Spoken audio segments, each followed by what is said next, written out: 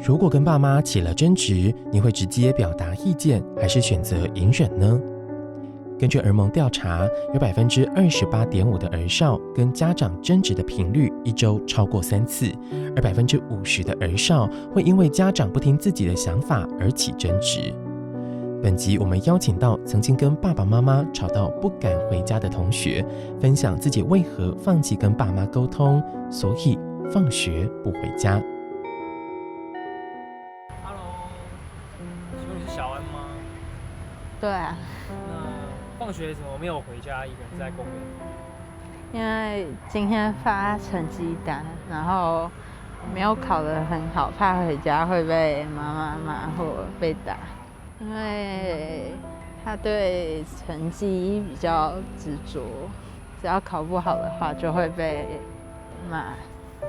那除了成绩以外，还有没有什么冲突的地方？我的交友圈吧，他们会想要我的交友圈都是成绩好的人，然后如果是成绩比较不好的人，我跟他一起出去玩或者怎么样的话，他就会阻止我们这样。等一下，我跟朋友有约去 KTV 唱歌，你要一起去吗？好啊，好啊。在去 KTV 的路上，我们问小安，除了成绩跟交友圈，还有哪些情况会对爸妈感到不满？应该是我妹妹的部分，因为像之前我都要考前3名，然后妈妈才比较满意。但是妹妹现在的成绩就是都比我之前差，但是她却没有受到谩骂。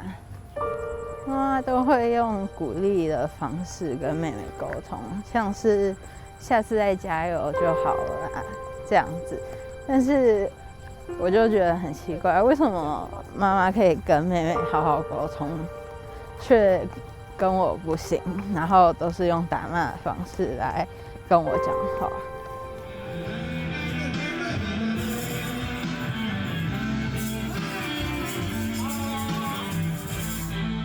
花很多心力在课业上，让小安需要跟朋友相处来抒压，爸妈却一直不谅解小安的交友选择。小安说起沟通过程也感到无奈。国3的时候，然后会留晚自习。有一天我跟一个同学一起去海边，就是想抒压一下备考的心情。但是回去的时候有被打骂这样子，他们比较不喜欢普通班的同学，他们会认为说我跟普通班的同学混在一起会没在读书的样子。让我比较难过的地方是，就是他们用成绩去看我那个朋友，然后他们会认为我没有尽全力，然后跟他们说为什么成绩退步都是借口这样。但是我自己会认为说我已经很努力了，为什么你都只看结果，然后没有看过程？所以你有曾经试过要跟爸妈理性沟通？有试过，我会主张说这是我自己的交友圈，然后我希望我有一点我自己的空间。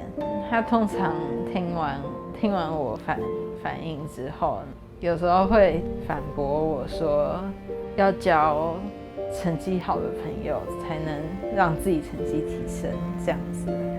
一次又一次的跟他们沟通，还是没有什么效果，然后其实心里蛮受伤的，会出现说为什么都不听我说这种感觉。所以到高中的时候，我就有点算放弃沟通了。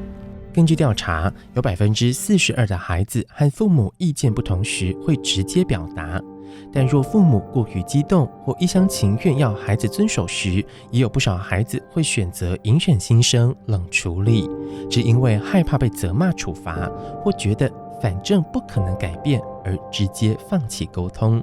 回到小安身上，他与父母纷纷坚持自己的主张，让每一次冲突都不了了之。多次努力尝试却碰壁的小安，有天终于选择逃避爸妈带给他的恐惧。但事情有好转吗？有一次好像是因为就是成绩没有考好，然后就会害怕回家，就去公园，就是学校旁边的公园睡了一晚。因为其实在公园也睡不太着，然后隔天就是有点半梦半醒的，然后直接去学校。爸爸在家里本来就比较是稍微温和的角色，他一开始来接我的时候，他在看着我哭，然后说为什么你会就是这么叛逆，然后还没有回家，让他们很担心这样子。我就觉得说，对，有点愧疚的感觉，但是另一方面，我觉得这是在保护我自己嘛，就是那一晚不会被他们打骂这样子。我有感受到爸爸有比较放软的感觉，但是我自己觉得妈妈的态度还是差不多。在散场前，我们问了小安，心中理想的家庭应该会长什么模样？我会觉得是爸爸妈妈都会是比较善解人意的，然后会主动关心，不管是老大还是老二，然后也会是看人品或者是其他方面去看一个人，而不是都用成绩去限缩这个人好与坏。在我需要支持的时候能支持我，然后也希望他们能够给我一个我自己的交友空间，然后也不要太干涉我的成绩，因为那是我自己的成绩，然后我也必须为我自己负责。你也曾与家长吵架，甚至愤而离家过吗？或者你是想要好好沟通的家长，却觉得孩子总是在反抗呢？俗话说，家家有本难念的经。当父母的关心被误解，孩子的心声没有好好被倾听，生活中的每个小摩擦都会堆叠成烟消的导火线。